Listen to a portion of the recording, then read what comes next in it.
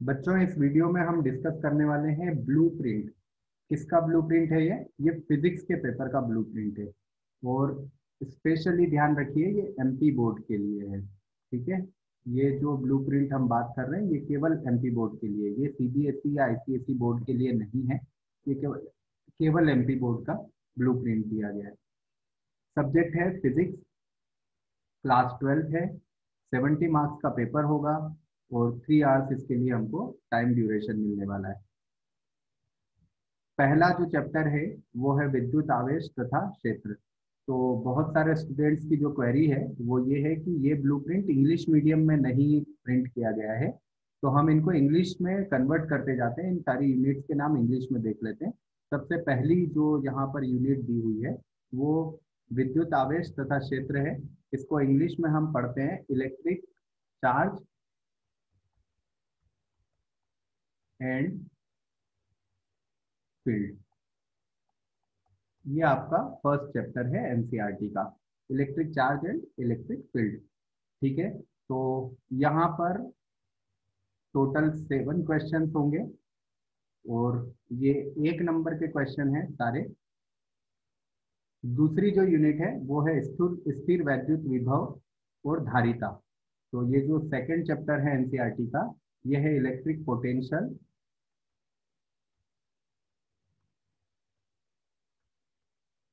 And capacitance. ये आपका second chapter है। थर्ड चैप्टर है विद्युत धारा। विद्युत धारा जो है ये है करंट इलेक्ट्रिसिटी। एनसीईआरटी के अंदर थर्ड चैप्टर है करंट इलेक्ट्रिसिटी। और फोर्थ चैप्टर है गतिमान आवेश और चुंबकत्व। गतिमान आवेश और चुंबकत्व ये हमारा फोर्थ चैप्टर है। ये भी एनसीईआरटी में क्रमानुसार ही दिया हुआ है, इसी सीक्वेंस में दिया है। ये इंग्लिश में मूविंग चार्जेस एंड मैग्नेटिज्म इस नाम से आपको मिलेगा। इसके बाद जो फिफ्थ नंबर का चैप्टर है जिसका नाम था मैग्नेटिज्म एंड मैटर, वो चैप्टर एमपी बोर्ड ने हटा दिया है। जो 30% का सिलेबस कम किया है उसमें वो चैप्टर हटा दिया है। फिर आती है 6 नंबर की यूनिट या 6 नंबर का चैप्टर, वो है विद्युत चुंबकीय प्रेरण। विद्युत चुंबकीय प्रेरण जो है वो इंग्लिश में है इलेक्ट्रोमैग्नेटिक इंडक्शन।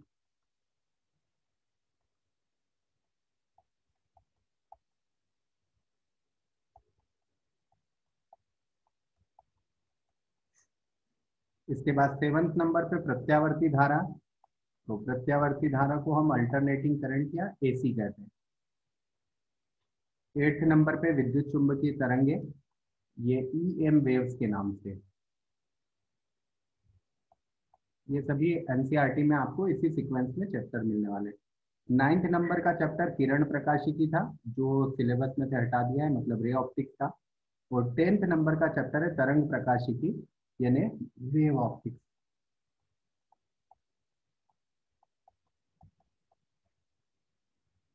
11th नंबर का चैप्टर है विकिरण एवं द्रव्य की द्वैती प्रकृति, मतलब ड्वेल नेचर के नाम से आपको ये चैप्टर मिलने वाला है। 11th नंबर का जो चैप्टर है वो है dual nature of radiation and matter.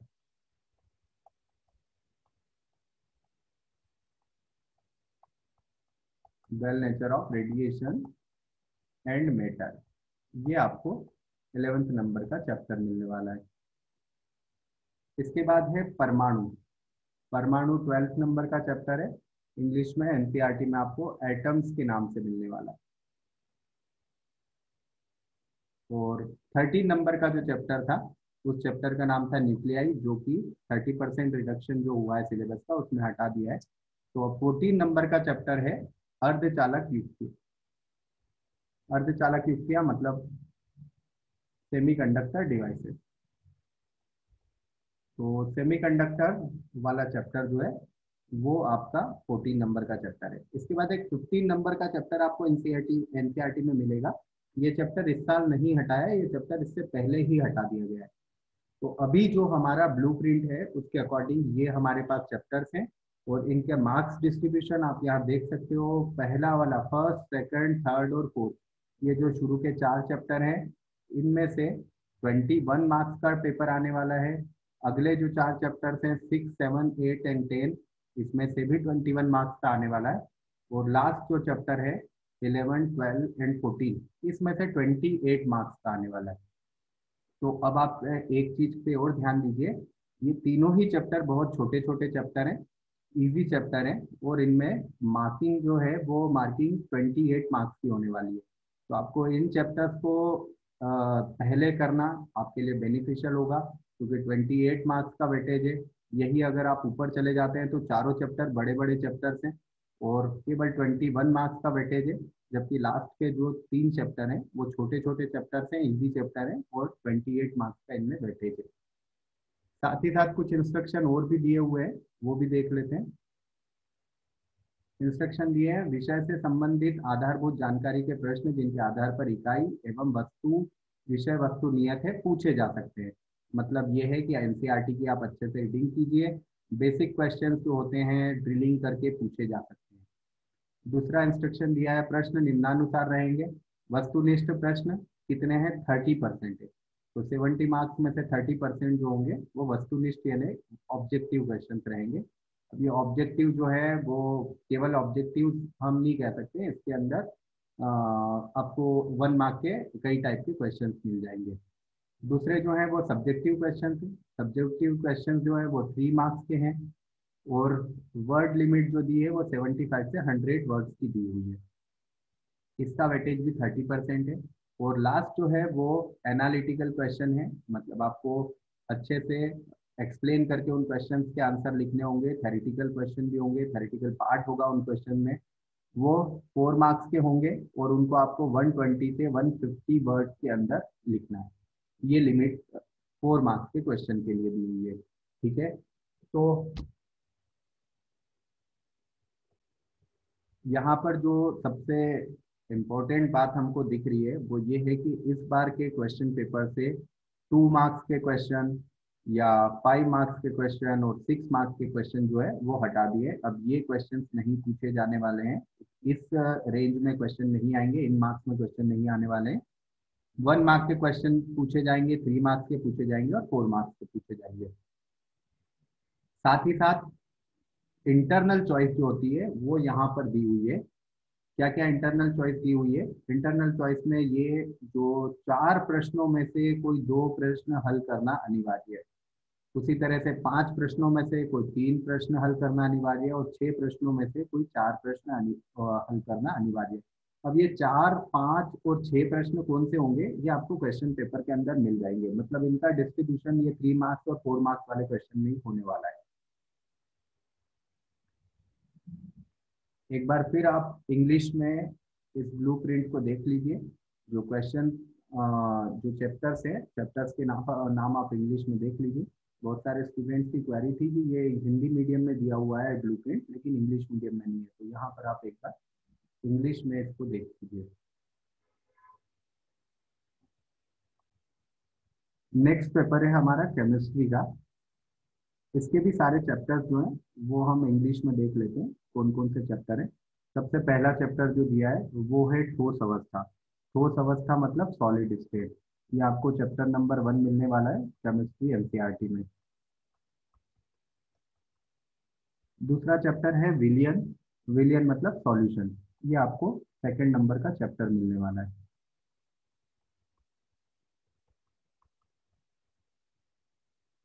Third number पे इलेक्ट्रोकेमिस्ट्री है, वैद्युत रसायन जो दिया है वो इलेक्ट्रोकेमिस्ट्री।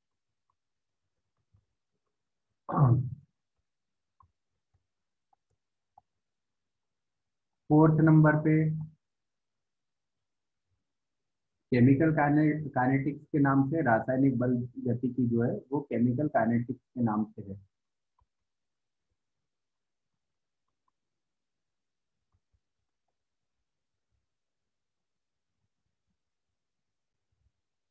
अगला चैप्टर है पृष्ठ रसायन। पृष्ठ रसायन आपको एनसीईआरटी में 5th नंबर चैप्टर मिलने वाला है, सरफेस केमिस्ट्री।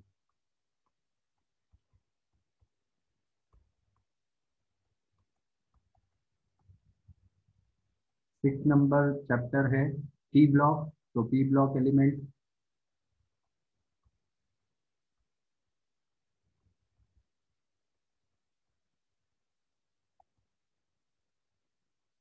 7th नंबर पे D and F block elements हैं।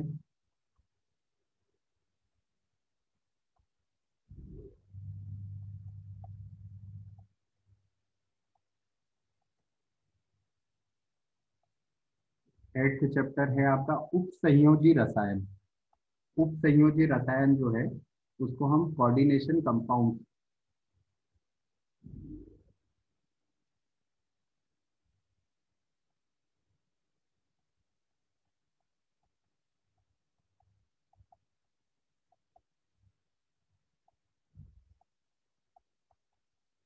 इस नाम से चैप्टर आपको मिलने वाला है। फिर haloalkanes and haloarenes, या 9th नंबर चैप्टर जो है वो है दैनिक जीवन में रसायन। तो ये वाला चैप्टर जो है आपको चैप्टर नंबर इंग्लिश में आपको मिलने वाला है, general principle and processes of isolation of element.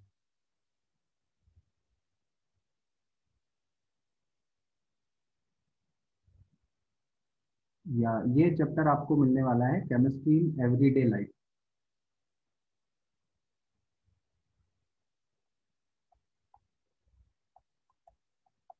Correct कर लीजिएगा, chemistry in everyday life. 10th नंबर का चैप्टर है हमारा haloalkanes and hello एलिन्स।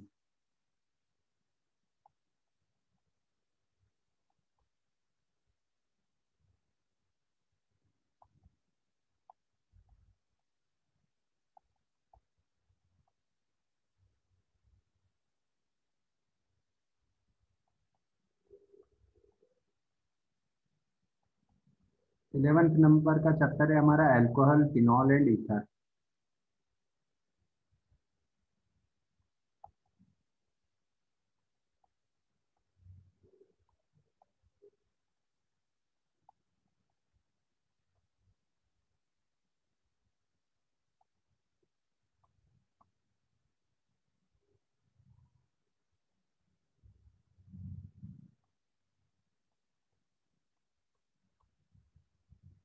Twelfth नंबर का चैप्टर हमारा aldehyde ketone and carboxylic acid.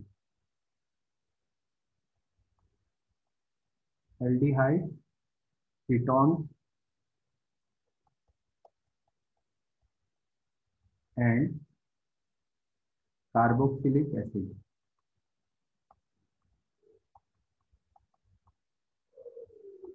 13 नंबर का चैप्टर जो है हमारा वो है, यहाँ पर दिया हुआ है अमीन। ये हमारा एमिन्स के नाम से चैप्टर है 13 नंबर। और 14 नंबर चैप्टर जो है वो है हमारा बायोमोलिक्यूल।